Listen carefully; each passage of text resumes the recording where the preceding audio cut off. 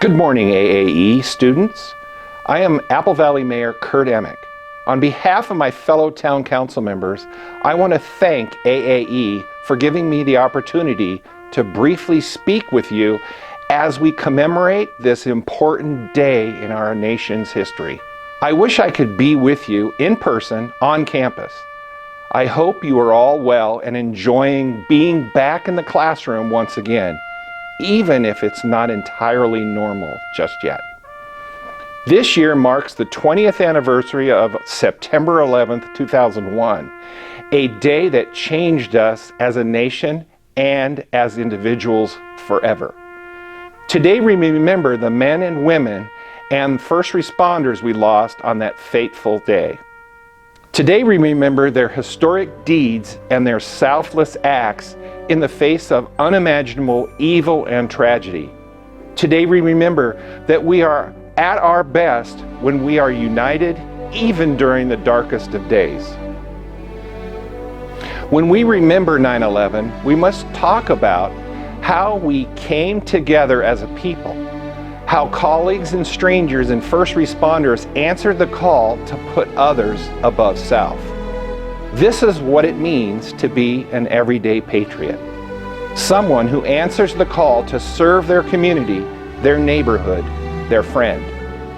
We will never forget the stories of everyday men and women and first responders who did just that, who did extraordinary things on 9/11 to help one another, to rescue others, to usher others to safety, to render medical care, to comfort and mourn with one another, and ultimately to come together to help rebuild our nation. The lessons of 9/11 still hold true today, 20 years later. Even though none of you were born yet, you too can learn from the stories and lessons of that day.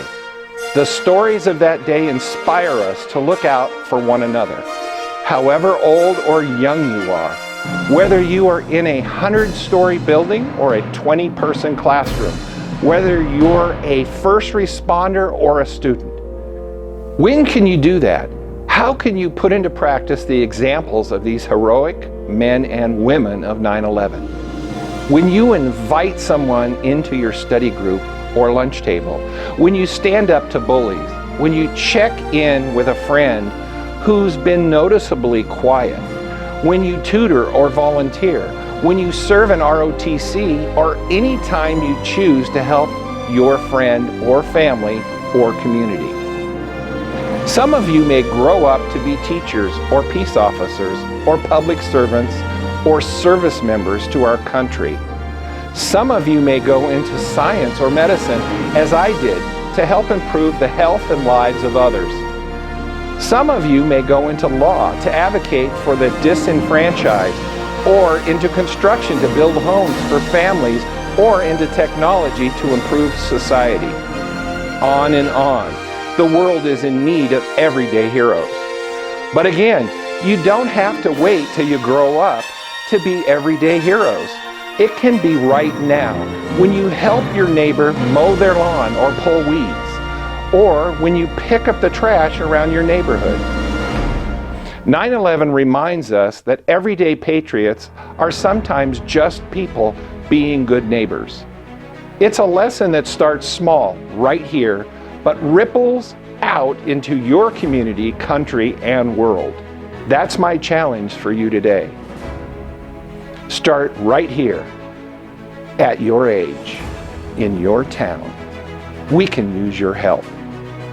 On behalf of the Apple Valley Town Council, it is my honor to remember this day with you and our community, and to reflect on the great responsibility we all bear as Americans. That a true patriot is a good neighbor. Thank you, AAE. On the way to work, I was watching TV, and that's when the first tower got hit. So I knew something was happening. And first we thought it was an accident, but then after I got to school and saw that the second tower got hit, then I knew from my previous knowledge of that this was definitely staged. This is how Al-Qaeda works, They want to do something to get everybody's attention, and then while they have everybody's attention, they bring in the other deal. So the second jet, they did it under everybody's noses, so that was their style, because they wanted everybody to see it. And all that. And I think we're going to do the same thing in the Washington D.C. area, but they got thwarted there. Okay, my personal belief is they were not trying to get the Pentagon; they were going after the White House or the Capitol. I do believe that the jet that crashed in Pennsylvania was going to the Capitol, and I think the jet that went to the Pentagon was going to the White House. But it didn't make it all the way to the White House. It went around and hit the Pentagon instead. Flight 93, had they not taken over that flight, it probably would have hit the Capitol building, because the Capitol building is pretty easy to see. The White House would have been a little bit harder. I don't know if they would have found it, because you got to realize these terrorists weren't trained to find targets on the ground and run into them. So it could have been they went for the Pentagon because they could see it. I grew up, at least high school and college, in New Jersey, and I watched the World Trade Center towers go up, and I never thought in my mind that they would ever come down like they did, because it took them years to build them, and they took them down in literally 20 minutes. So that's my feeling there. Let's never, never, never, never, never forget. Let's always remember. And it's the 20th anniversary of this.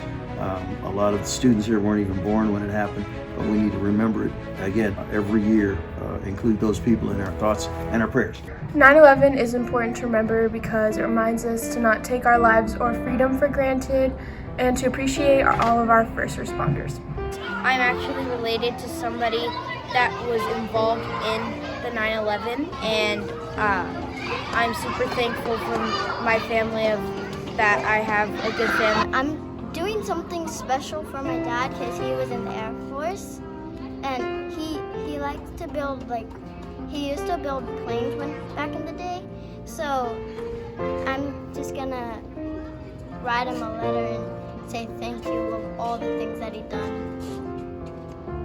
It's important to me for all the people that were affected that day, and to the people who didn't know that was going to be their last day there.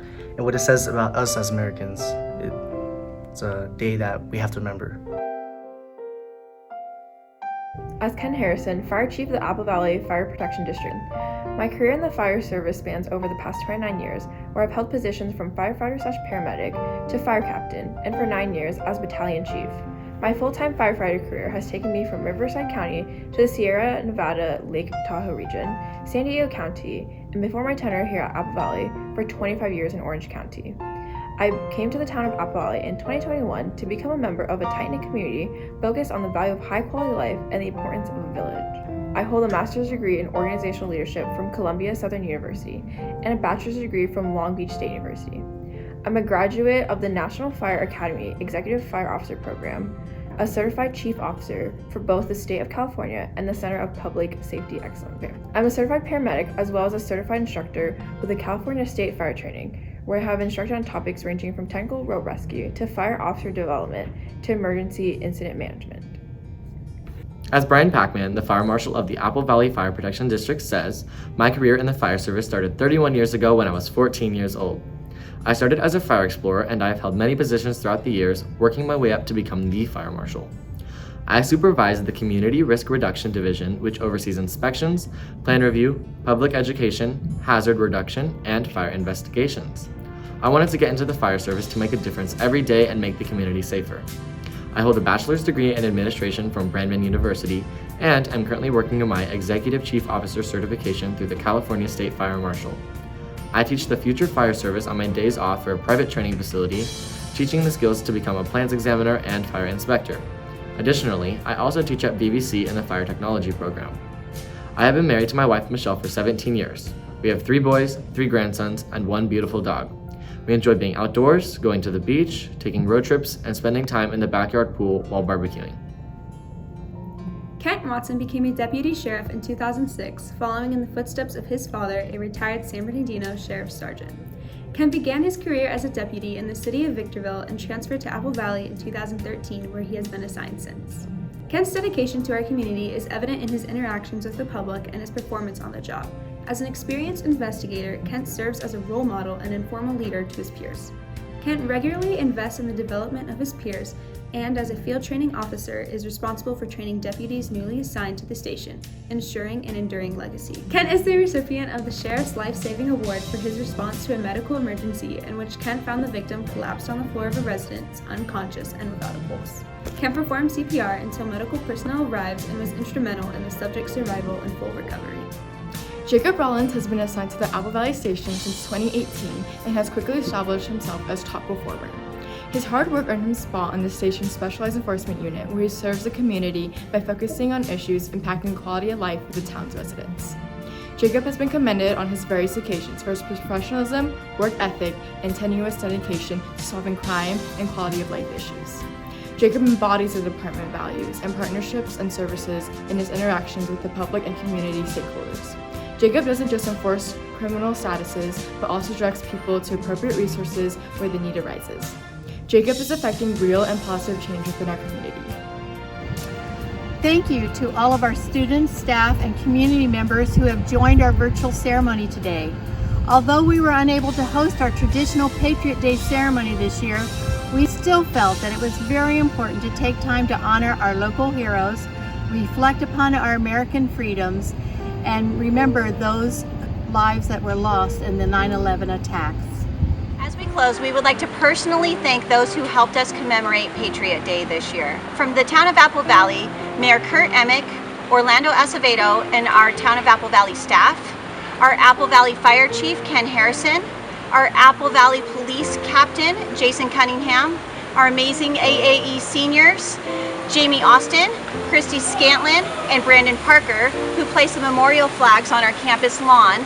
Of course, Gisela Corona, our Lewis Center PR coordinator, and our AAE ambassadors for creating this video. Remember, as Kurt Emick reminded us, an everyday patriot is one who puts others before self. This is what we strive for as AAE Knights when we exemplify our school motto, courage, generosity, honor. Remember to use #EverydayPatriot and #HD1stResponder to show your support for our local heroes. Thank you very much, and have a great day.